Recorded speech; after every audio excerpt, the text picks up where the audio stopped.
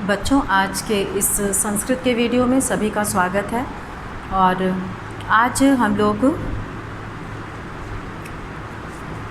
त्रिवर्णः ध्वजः रुचिरा द्वितीयो भागः का त्रिवर्णः ध्वजः अष्टमः पाठः, इसका हम लोग प्रश्नोत्तर करेंगे। इससे पहले हम लोगों ने इस पाठ की व्याख्या की थी और आज हम लोग इसका प्रश्नोत्तर करेंगे। तो शुरू करते हैं। अष्टमः पाठः।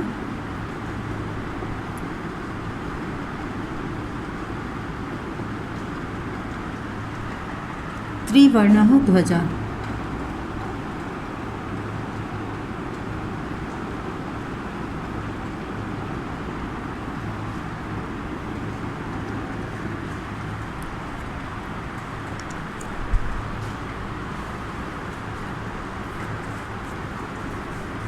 इसमें तिरंगे झंडे के बारे में विस्तार से बताया गया है। और यहाँ पे जो पहला प्रश्न है, शुद्ध कथन से समक्षम आम, अशुद्ध कथन से समक्षम न इति लिखत। अशुद्ध कथन के सामने आम और शुद्ध कथन के आगे आम और अशुद्ध कथन के आगे न लिखना है। तो अस्माकं राष्ट्रस्य ध्वजे त्रयः वर्णाः सन्ति। हमारे राष्ट्रीय ध्वज में 3 वर्ण हैं, तो ये सही है।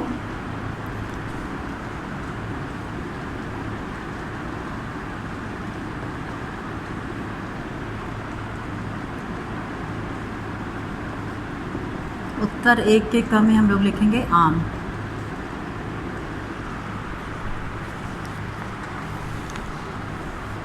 ख है, ध्वजे हरित वर्णः शान्तेः प्रतीकः अस्ति।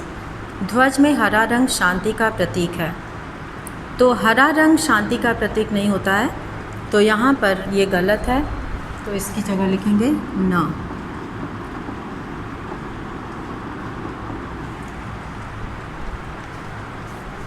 तीसरा है, ध्वजे केसर वर्णः शक्त्याः सूचकः अस्ति। ध्वज में केसरिया वर्ण शक्ति का सूचक है, तो ये सही है, तो इसमें आम लिखेंगे।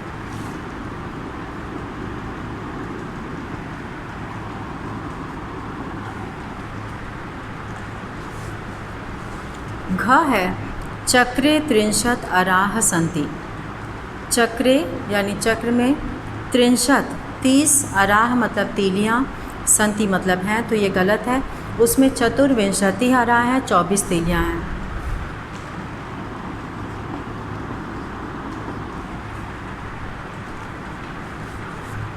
और अब है यहाँ पे चक्रम प्रगतेः द्योतकम।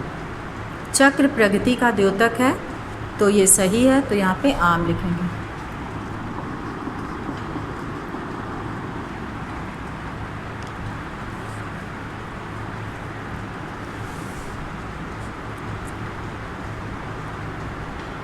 अब दूसरा है यहाँ पर, अधोलिखितेषु पदेषु प्रयुक्ताम विभक्तिम वचनम च लिखत। नीचे लिखे पदों में प्रयुक्त विभक्ति और वचन लिखें। तो जैसे कि यहाँ पे एक यथा करके बताया है, त्रयाणाम, यानी कि इसमें षष्ठी विभक्ति बहुवचन है। तो इसी तरह से हमें और भी जहाँ पे शब्द दिया हुआ है उसका विभक्ति और वचन लिखना है।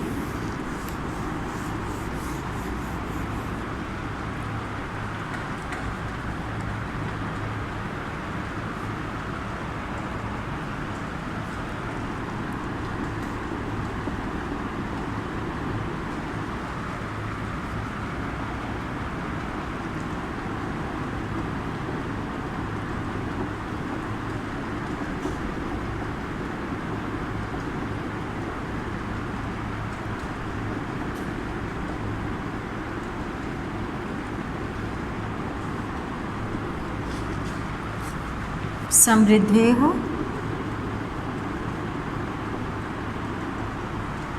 षष्ठी विभक्ति एकवचन।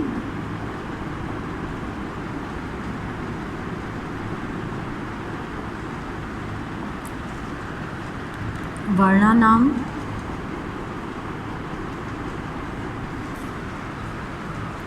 षष्ठी बहुवचन।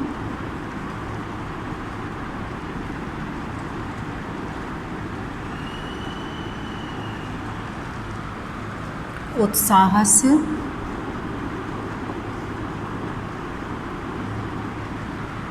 षष्ठी एकवचन।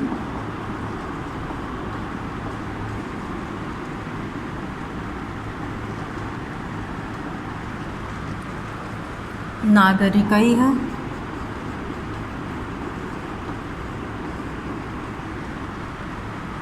तृतीया बहुवचन।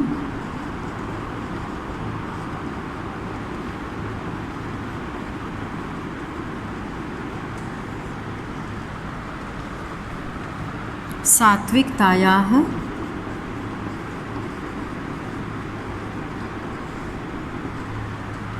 षष्ठी एकवचन।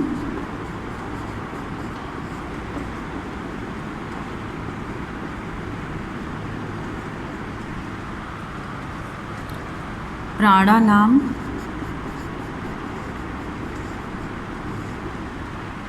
षष्ठी बहुवचन।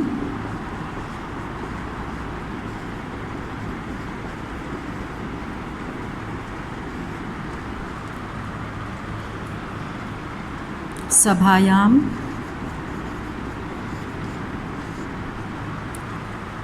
सप्तमी एकवचन।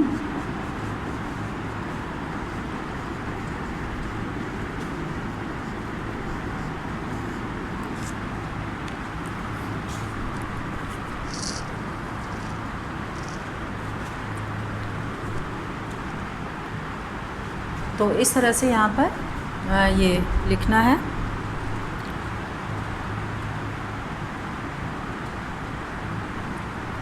और अब हम लोग तीसरे प्रश्न का उत्तर करेंगे।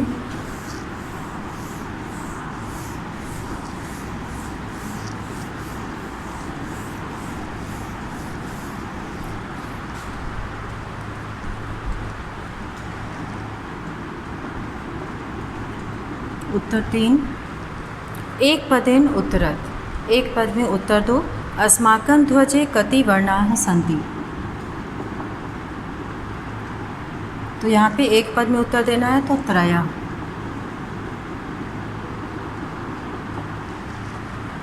त्रिवर्णे ध्वजे शक्त्याः सूचकः कः वर्णः।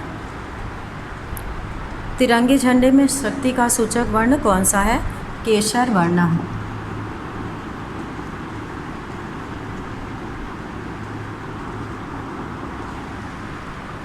अशोक चक्रम कस्य द्योतकम् अस्ति।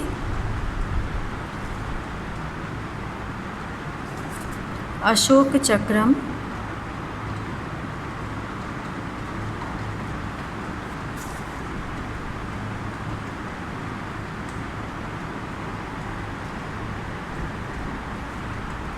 सत्य धर्म अहिंसायाश्च।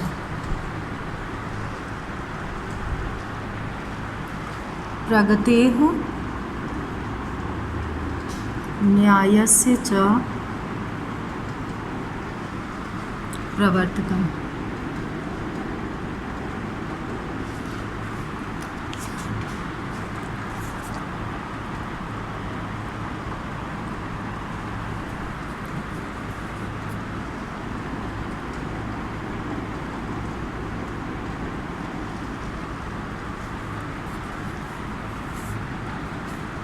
त्रिवर्णध्वजः कस्य प्रतीकः?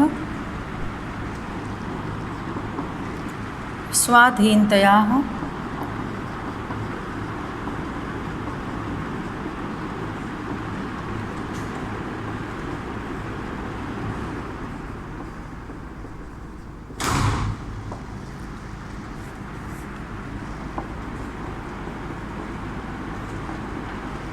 राष्ट्रगौरवस्य च प्रतीकः।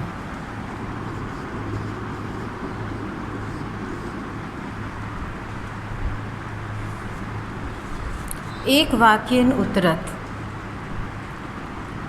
एक वाक्येन उत्तरत् में पहला प्रश्न है अस्माकं ध्वजस्य श्वेतवर्णः कस्य सूचकः अस्ति। अस्माकं ध्वजस्य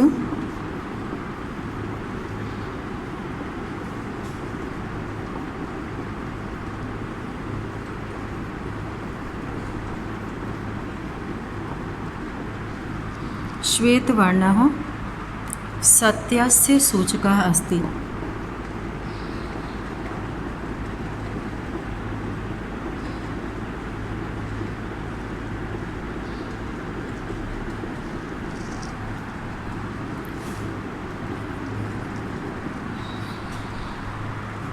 सत्यस्य सूचकः अस्ति।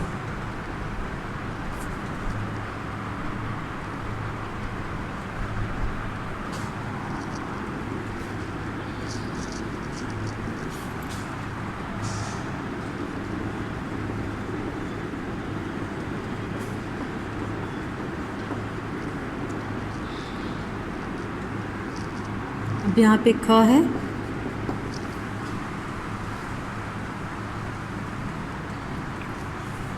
ख वाले प्रश्न का उत्तर हम लोग करेंगे यहाँ पर। अशोक स्तंभः कुत्र अस्ति? अशोक स्तंभः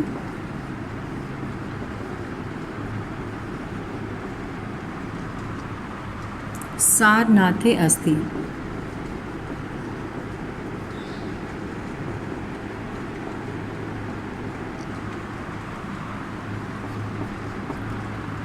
त्रिवर्ण ध्वज से तीसरा ग है, यहाँ पे ग वाला प्रश्न। त्रिवर्ण ध्वज से उत्तोलनम कदा भवति? त्रिवर्णस्य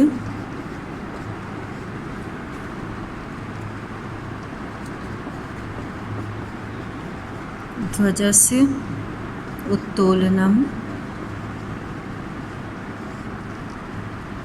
कदा भवति?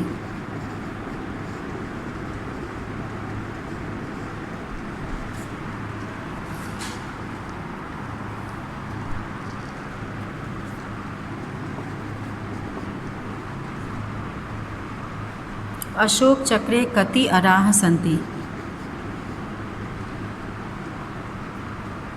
उत्तोलनम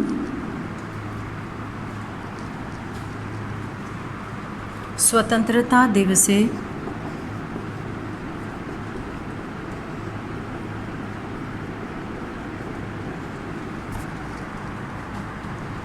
गणतंत्र दिवसे च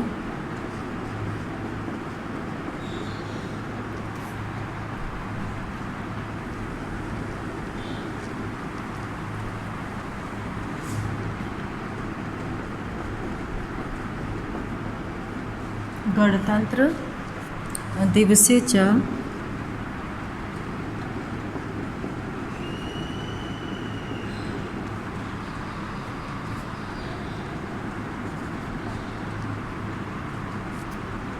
भवति। और अब यहाँ पर हम लोग घ का क्वेश्चन करेंगे। अशोक चक्रे कति अराः सन्ति? यहाँ पर ये सभी लोग लिख लेंगे। और चौथे का घ हम यहाँ ऊपर लिख रहे हैं। अशोक चक्रे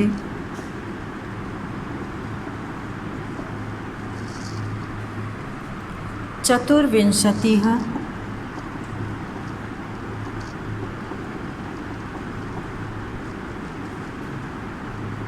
अराः सन्ति।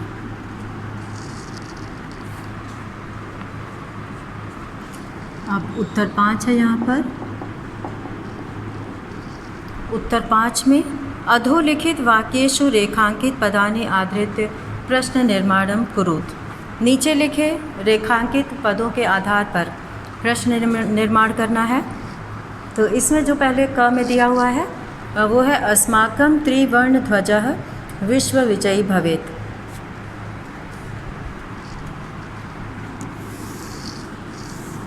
यहाँ 5वां प्रश्न हम लोग करेंगे।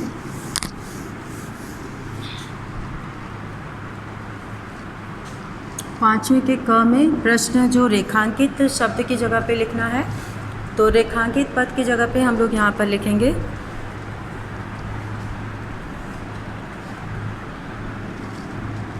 अस्माकं।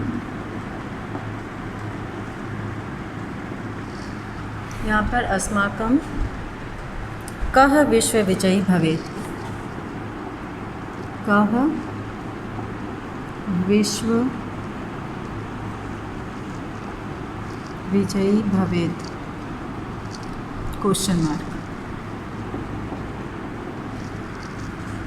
स्वधर्मात्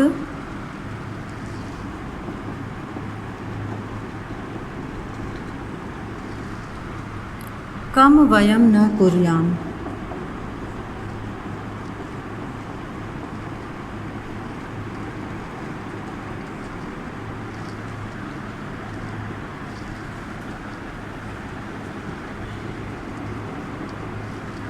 एतत् सर्वम् अस्माकं, एतत् सर्वम् अस्माकं नेतॄणां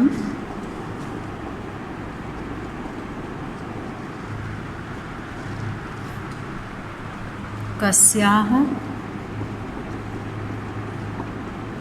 सत्फलम्।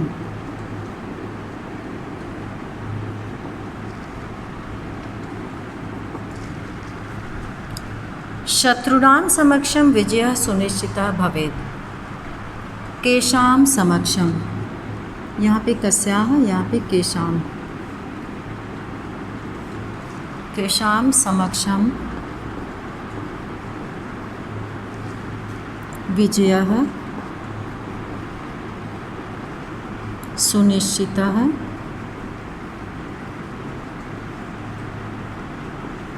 भवेत्।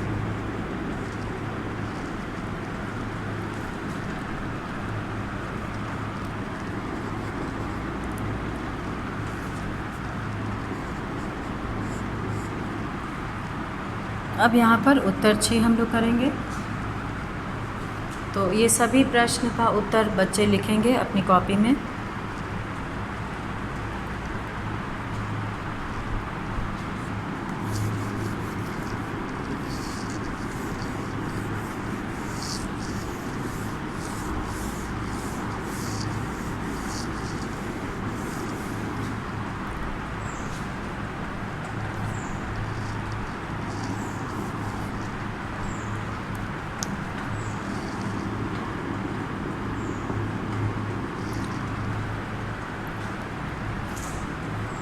उत्तर 6 में यहाँ पे हम लोग शब्द लिखेंगे और उसकी जगह खाली जो है वो भरना है। तो इसमें जो है सबसे पहले एक यहाँ पे करके दिखा है, अग्निशिखा का करेंगे। अग्निशिखा,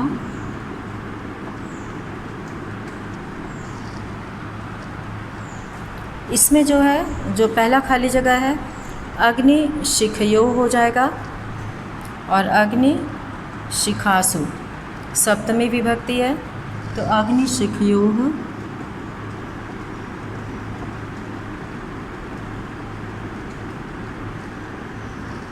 ये पहले खाली जगह में भरा जाएगा और दूसरे खाली जगह में अग्नि शिखासु।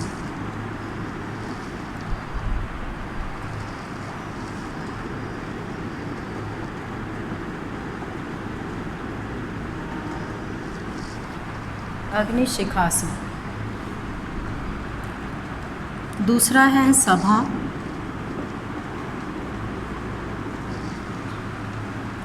सभा यही हो जाएगा, चतुर्थी विभक्ति है तो, और सभाभ्यः,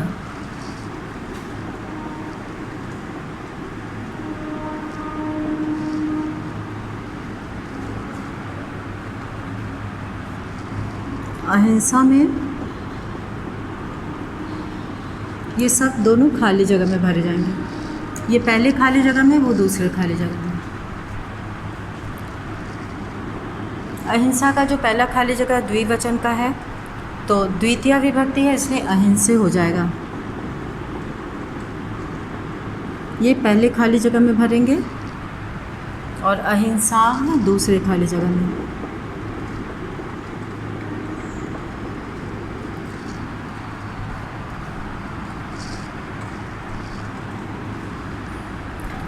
सफलता,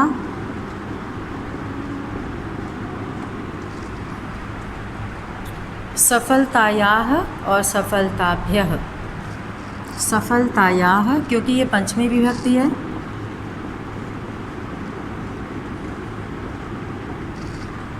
और सफलताभ्यः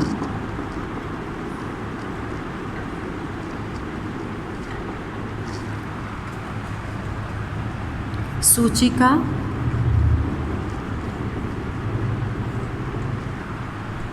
सूचिकाभ्याम,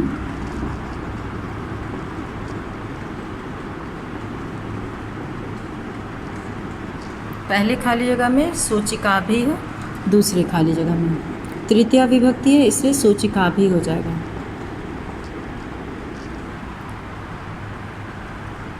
तो इस तरह से हम लोग यहाँ पर इसको किए। और अब हम लोग यहाँ पे करेंगे 7वां है समुचित मेलनम कृत्वा लिखत। पूरी तरह से मेल करके लिखना है।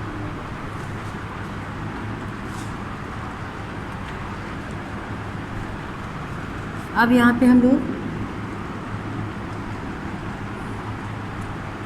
सभी बच्चे इसे लिख लेंगे।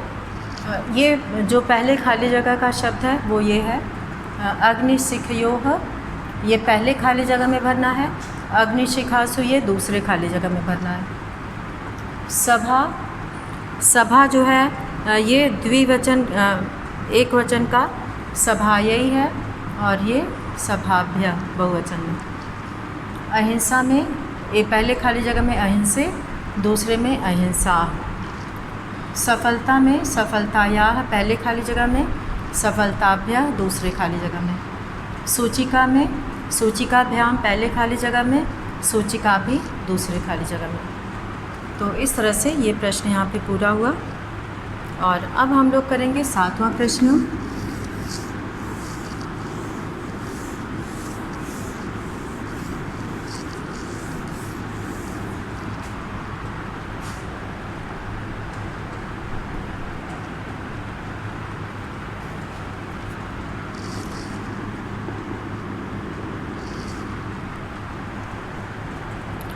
समुचित मेलनम कृत्वा है, तो इसके आगे सही वाक्यांश लिखना है।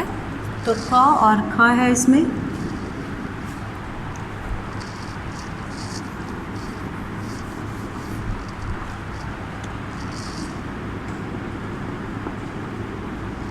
यहाँ पे क और यहाँ पे ख लिखेंगे। पहला है केसर वर्ण।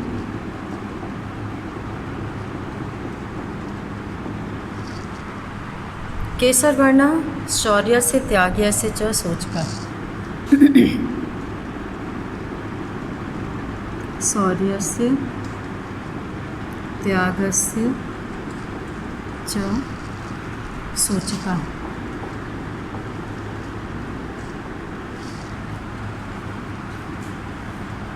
हरित वर्ण है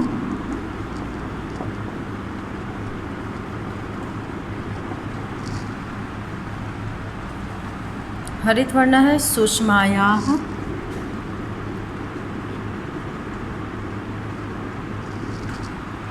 उर्वरतायाः च।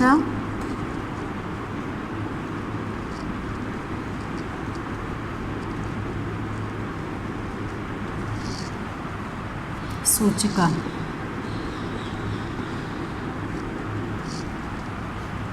तीसरा है अशोक चक्र।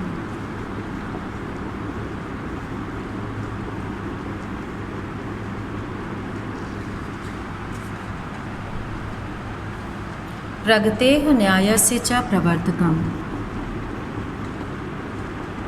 प्रगतेः न्यायस्य च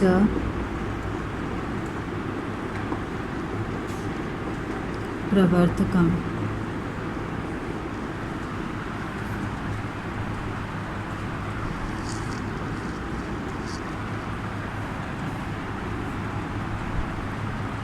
त्रिवर्णः ध्वजः।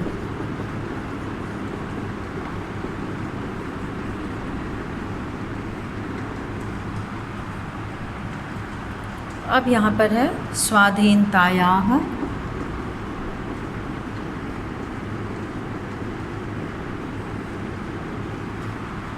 राष्ट्रगौरवस्य च।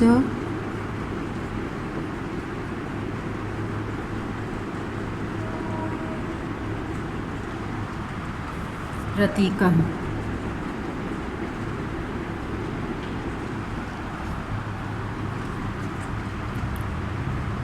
त्रिवर्ण ध्वजस्य स्वीकरणम्।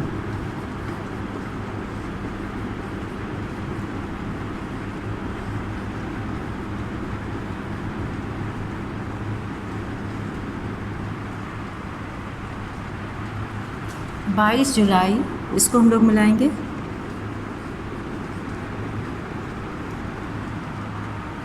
1947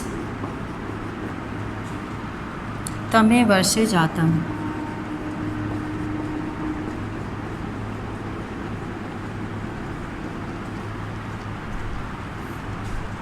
तो यहाँ पर हम लोगों ने पूरे 5 वाक्यांशों को मिलाया है और इस पाठ में कई तरह के प्रश्न थे और इनको जो है करने के लिए सबसे पहले जो आम और न वाले प्रश्न होते हैं, इसमें जो है वाक्य को पढ़ने के बाद उसका अर्थ समझना चाहिए। जैसे कि यहाँ पहला प्रश्न आम और न का है। अस्माकं राष्ट्रस्य ध्वजे त्रयः वर्णाः सन्ति। हमारे राष्ट्रीय ध्वज में 3 वर्ण हैं। तो यहाँ पर जो है देखना है कि ये वाक्य सही है कि नहीं, इसमें कई बातें सही हैं कि नहीं। तो हमारे राष्ट्र ध्वज में 3 वर्ण हैं, ये बिल्कुल सही है, इसीलिए यहाँ पर हम लोग आम उत्तर लिखे हैं। और दूसरा है ध्वजे हरित वर्ण शांतेः प्रतीकः अस्ति। ध्वजा का हरा रंग शांति का प्रतीक है। तो ये हरा रंग शांति का प्रतीक नहीं है, हरा रंग समृद्धि का प्रतीक है। तो इसलिए जो है यहाँ पे न लिखा गया है। और ध्वजे केशर वर्णः शक्त्याः सूचकः अस्ति। ग वाला जो है ध्वजा में केशर वर्ण शक्ति का सूचक है, ये बिल्कुल सही है। केसरिया रंग शक्ति का सूचक होता है, तो इसमें आम लिखा गया है। और ख है चक्रे 63 अराः सन्ति। चक्र में 30 तीलियाँ हैं, तो इसमें जो है 63 अराः सन्ति, ये 63 नहीं होता है, 24 तीलियाँ होती हैं, इसलिए यहाँ पे न लिखा गया है। और चक्रम प्रगतेः द्योतकम, और चक्र प्रगति का द्योतक होता है, तो यहाँ पर जो है प्रगति का सूचक है, तो ये बिल्कुल सही है, इससे इसे आम लिखेंगे। तो इसको करने के लिए वाक्य को समझना ज़रूरी होता है। और अब यहाँ पर अधोलिखितेषु पदेषु जो दूसरा प्रश्न दिया हुआ है, इसमें जो है ये देखना होता है कि जो शब्द दिया हुआ है उसमें लिंग कौन सा है और उसमें जो है विभक्ति और वचन कौन सा है, उसके आधार पर उसको लिखते हैं। और एक पदेन उत्तरत लिखते समय ध्यान देना चाहिए, वाक्य में नहीं होना चाहिए। और प्रश्न निर्माण करने के लिए ज़रूरी है कि जो रेखांकित पद है उसकी जगह पर प्रश्नवाचक शब्द लिखा जाए और अंत में प्रश्न चिन्ह लगाया जाए। प्रश्न चिन्ह लगाना ज़रूरी होता है और इसका उत्तर वाक्य में ही लिखना है। केवल प्रश्नवाचक शब्द लिखने से नहीं उत्तर पूरा होगा। तो ये कुछ ज़रूरी बातें हैं जो उत्तर लिखते समय ध्यान देना चाहिए। और हमेशा प्रश्न जो है वो वाक्य में ही बनाना चाहिए। और यहाँ पर हम लोग इस पाठ के माध्यम से तिरंगे झंडे के बारे में बहुत कुछ जाना, जिसमें कि तिरंगे झंडे में जो 3 वर्ण हैं वो जो है वो श्वेत, हरित और केसर वर्ण हैं। और वर्ण रंग के लिए प्रयोग किया जाता है संस्कृत में। और ये केसर वर्ण शौर्य का प्रतीक है, श्वेत सत्य का प्रतीक है, हरित समृद्धि का सूचक है। इसके अलावा भी इसका महत्व है जो कि इस पाठ के माध्यम से जानने को मिलता है। जैसे कि यहाँ पर बताया गया है कि केसर वर्ण जो है त्याग और उत्साह का सूचक होता है, और बीच में स्थित श्वेत वर्ण सात्विकता का, सुचिता का, पवित्रता का द्योतक होता है। और हरित वर्ण जो है पृथ्वी पर सुषमा की सुंदरता, उर्वरता, उसके उपजाऊपन का द्योतक होता है, यानी कि सूचक होता है। और बीच में जो नीले रंग का चक्र है वो जो है चक्र न्याय और प्रगति का प्रवर्तक है, न्याय और प्रगति का सूचक है। तो इसमें 24 तीलियाँ होती हैं। और 22 जुलाई 1947 को इस ध्वज का स्वीकरण किया गया, इस ध्वज को स्वीकार किया गया। तो इसी के साथ आज का ये वीडियो यहीं समाप्त करते हैं। धन्यवाद।